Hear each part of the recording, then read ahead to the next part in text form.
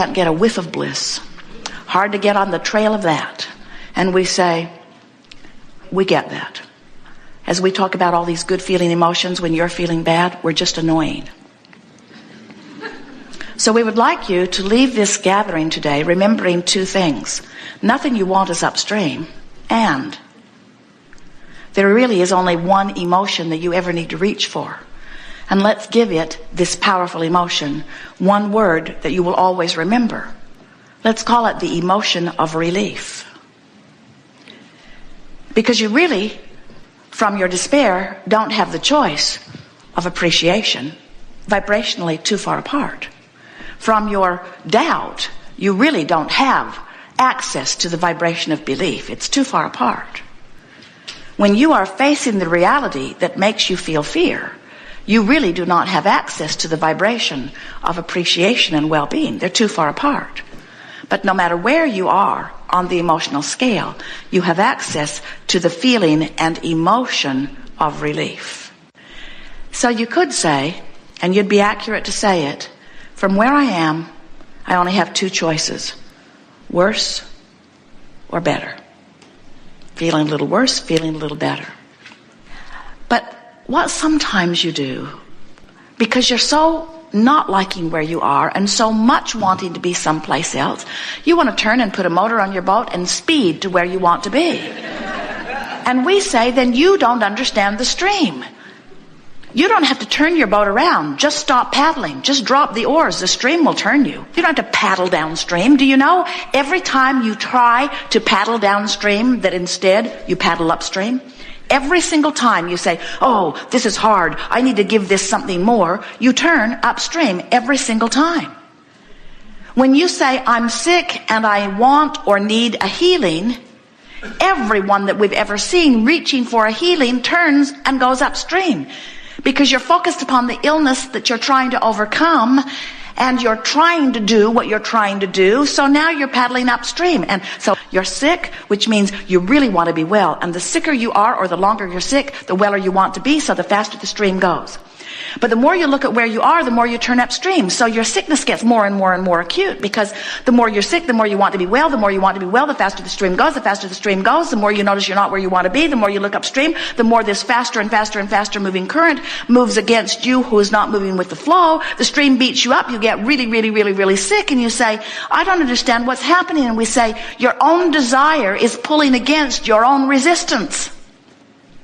There, we finally said it. You're doing it all. You created the speed of the stream, and you are creating the resistance. You're doing every bit of it, you see. So when you understand that you are the creator of your own reality, and that you were born with guidance that will help you close this gap. Close this gap. That's what it's all about. It's about letting me be me. And so we're going to put it in very poignant words. We want you to remember that nothing you want is upstream, and that the only emotion that is ever necessary to reach for is the emotion of relief. And we want you to realize that when you are reaching for the emotion of relief, that you are always pointed downstream. And when you are pointed downstream, it is inevitable that what you want must be. The stream is sure. It's powerful. So when you get it, that the stream is flowing, and that it's been flowing for a long time, and that you are adding to the speed of the stream, and that you have actually become everything that life has caused you to ask for in vibrational essence, and that if you would reach for better and better feeling thoughts, you would find vibrational alignment with that, then you begin to understand that there really is nothing that you cannot be or do or have. You are powerful creators who have come forth to enjoy this experience. And then you say, but Abraham, I've been 40 years on this damn river. When's my stuff going to show up? And we say, when you consistently get going with the stream. When you consistently get going with the stream, because everything you want is there for you. But when you keep turning around and saying, it's not there, why is it taking so long? I must be doing something wrong. I must be unworthy. I don't know what I'm doing. I don't know how to do it. I don't know where I'm going wrong. Look at that person. They're thriving and I'm not. I wish that I knew better what to do. My mother should have taught me better. I should have been born in a different time. Maybe I did something wrong in a past life. Maybe I wasn't born under the right star. I need to go to a different church. I need to join a different political party. I wish I could marry somebody who's rich. How come that person's got a Porsche? I bet his dad bought it for him. In other words, as you're beating the drum of all of those things that you do not want, as you're taking score of where you are and not feeling good while you're taking the score, you're not going with the flow. And you develop these fantastic muscles and ability to keep yourself pointed upstream. So you know what happens? That stream's taking you. That stream is taking you. And on this float trip are all of the opportunities and all of the circumstances and events that you want. But you know what you're doing? You got your back turned to where it all is. You're paddling so hard. Stream's taking you, but you're missing it all. You don't see the opportunities. You don't rendezvous with the person in the elevator. You aren't inspired to say the right thing at the right time. You leave late, and so you don't rendezvous with that person that you were going to meet at Starbucks if you had just left in the time that you meant to. In other words, there's all of these circumstances and events that are orchestrated for the culmination and the unfolding of the things that you want, and you're paddling upstream in complaint of why you're not getting to where you want to go, and you're missing your stuff. So the answer to where's my stuff is you've been floating by it. It's been there all along. You've just been floating by it. You just have not been tuned in, tapped in, turned on to it, because you have been so enamored by the reality of what you're living that you've been letting what you're living control your vibrational attitude. So you've had an attitude of I don't have it or I can't find it. The other day, Esther couldn't find something. She really wanted it. I can't find it. I must have lost it, she said. And it really matters to me. It's my really beautiful pen, and I really, really want it. And it flows so nicely. It's my favorite one, and I can't find it. And I wonder if I left it in that restaurant when I signed that check. I wonder if I left it at the hotel where I was signing in. I've lost my pen. I've lost my pen. Jerry, I've lost my pen. I've lost my pen. I've lost my pen. I've lost my pen. I've lost my beautiful pen. I've lost my pen. Did you take my pen? Were you using my pen? Did you see what I did with my pen? I can't find my pen. I really, really want to find my pen. I need this pen. I really need this pen. No other pen flows like this pen flows. I've never had a pen that I liked as much as this pen, and I cannot find this pen. And Jerry said, let's go buy you another pen. So they were in a place where there were lots of stores, and they went into one store after another. We have no pens. We have no pens. No, we have no pens. We used to have pens. We think they might have pens. No, they don't have any pens. I can't find my pen. I can't find my pen. I can't replace my pen. I can't buy another pen. I need this pen. I can't find my pen. Oh, look at that. Did you see that beautiful flower? Did you see that baby? Did you see the look on that baby's face? Oh, here's my pen. In my purse, right where it had been. But when something is lost, you are blind to it. When you are out of vibrational sync with the treasures of your life, they are blind to you. You cannot find them, not because they are not there, but because you're zigging while they're zagging, because you're focused upstream and they're focused downstream, because they are one frequency and you are another frequency. And you think that because you have eyes, that these are real things that you are seeing, and because you all agree on these things. Esther would have bet her life that her pen was not in her purse. You were born with these amazing emotions that let you know in every moment your vibrational relationship with you. But before you can really understand your vibrational relationship with you, you've got to understand that there are 2 points of vibration within you. There's the vibration that comes forth from who you really are as source, and then there's the vibration that comes forth in response to what you're thinking right now. So right now, if you're thinking about how much you love someone, you're in alignment, because that's what your inner being is thinking also. If in this moment you're thinking about how wrong they are, or how insensitive they are, or how much they have betrayed you, the negative emotion you're feeling as you have those thoughts is there because your inner being is not having those thoughts. Your inner being is looking at the best of them no matter what you're doing. So when you find the worst of something, you separate yourself to some degree from the vibration of who you are. When you look for the best of something, you come closer into alignment. Some of you have been listening to us for a while, and we've been talking for a long time about this emotional guidance scale. We talk about how on the good feeling end there's love and appreciation and joy and eagerness and passion, all those good feeling emotions, and also your perception of your power and freedom. And on the other end are really bad feeling emotions like depression or despair or fear, and your perception of disempowerment. And of course, everything in between.